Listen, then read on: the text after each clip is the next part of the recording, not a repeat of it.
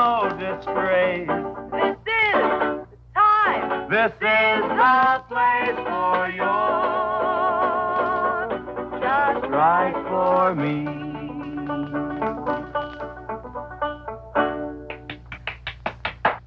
Well, so good, I kind of hate to break this up.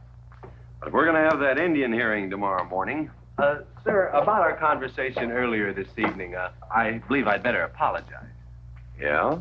Yes, sir, I've been thinking it over, and when I called you reactionary, well, that's merely my generation's term for your generation. Nothing personal, sir. Oh, really? Well, good night, sir. Good night, Miss McLintock. Good night, and do come again. Good night, Drago. Night. Boss, what does reactionary mean? Me, I guess. He says that anyone that wanted to sell at a profit was a reactionary. Was we reactionaries back in them days when you was selling beef cattle for 6 cents a pound on the hoof? Well, no use arguing with him. College boy.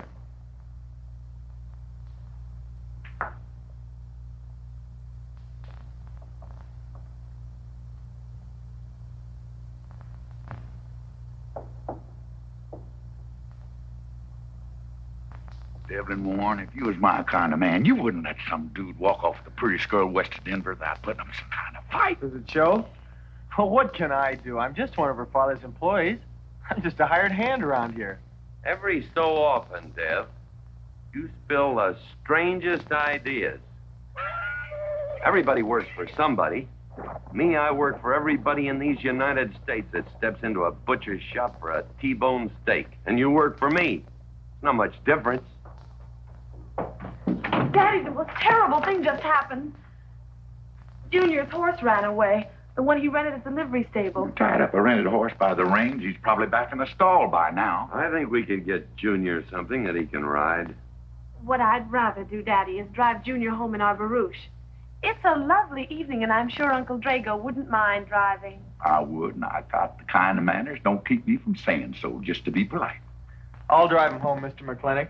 You don't have to come, Miss Becky. I'll see that he gets home safely. I can take care of myself. You got yourself a foot, didn't you? Dev, get the carriage. Drago? I'm going with them. Now you got me wrangling dudes.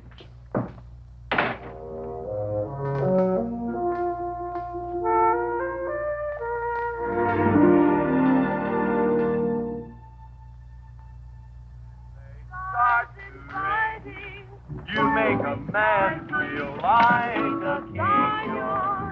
Just right for me. Miss Becky, somebody better help me watch the road. You know, I'm new around here. Might take the wrong turn off. Devlin Warren, you know there isn't a turnoff between here and town. You disappear without a trace. To die like this is no disgrace. This is time. This is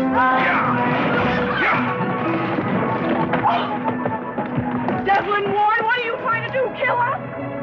Rather have your friend drive? Yeah!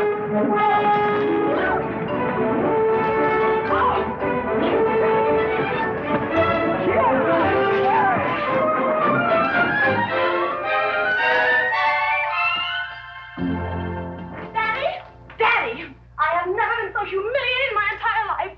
I said what I said, and I'll stand by it to the death. Shoot him, Daddy. Shoot him at once. Well, why? My honor is at stake. Well, now, Your Honor. Absolutely. He impugned my honor. Impugned? What does that mean? Slander. He slandered my honor. He did? I said what I said, and I'll stand by it to the death. He admits it, see?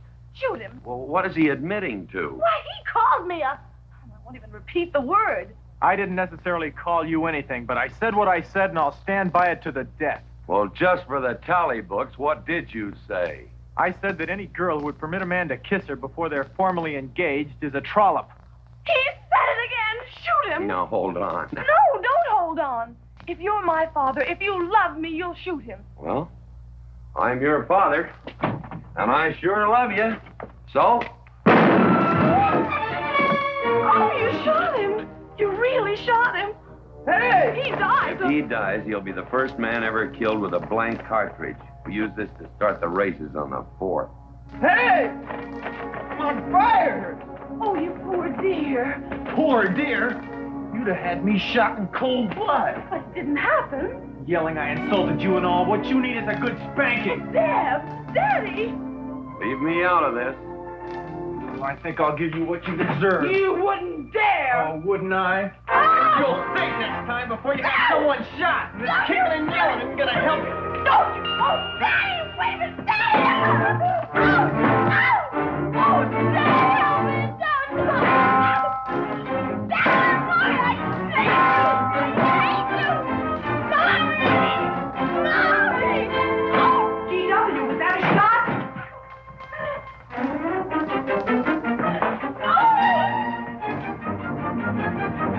Oh, Becky, what happened? He spanked me. You spanked my daughter? Dev. You mean you stood there while that brute beat our daughter? G.W., what's happened to you in the last Better 2 years? part of valor, son. Oh, isn't it enough that you've always treated me like a squaw without subjecting dear, sweet Becky to this crude, vulgar way of Catherine, life? you women are always raising hell about one thing when it's something else you're really sore about. Oh. Don't you think it's about time you told me what put the burr under your saddle about me? I don't intend to stand here and hold a midnight conversation with an intoxicated man.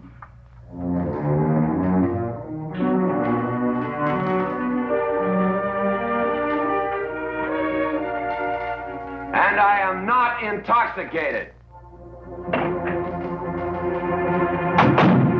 Yet.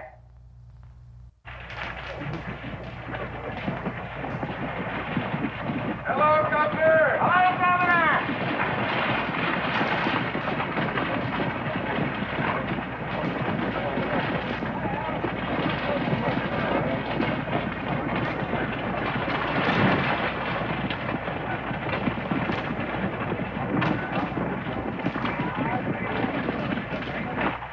Chief Puma? Yes, Sergeant. Big McLintock, we know you get us fair judgment. You gentlemen, follow me.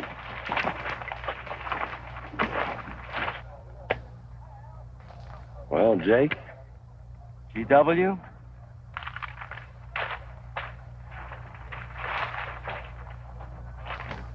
Well, G.W., it's been a long time. Not long enough. Cuthbert. Your husband is a rude man. Yes, Cuthbert, I know.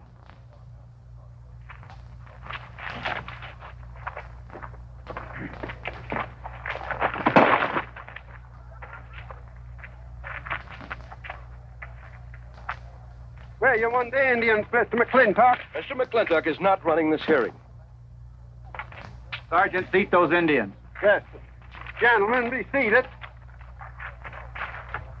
No, the whole tribe here want to come into town. Proceed, Lieutenant. This hearing is now in session. Governor Cuthbert Humphreys presiding. Good luck, Daddy. Afraid it's a packed court. Government Edict number 826. As ordered that the Comanche Nation be transferred from their present reservation to Fort Sill, it is the government's claim, as filed by Indian Agent Agard,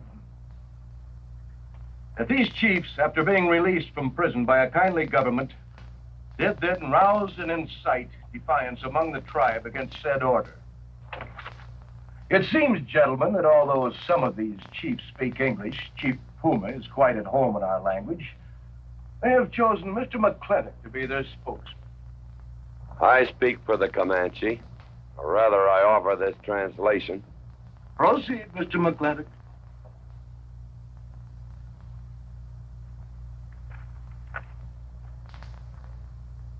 The Comanche say, we are an old people and a proud people.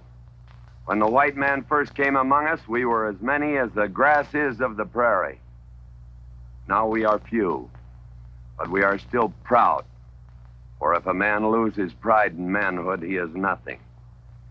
You tell us now that if we will let you send us away to this place called Fort Sill, you will feed us and care for us. Let us tell you this. It is a Comanche law that no chief ever eats unless first he sees that the pots are full of meat in the lodges of the widows and orphans. It is the Comanche way of life.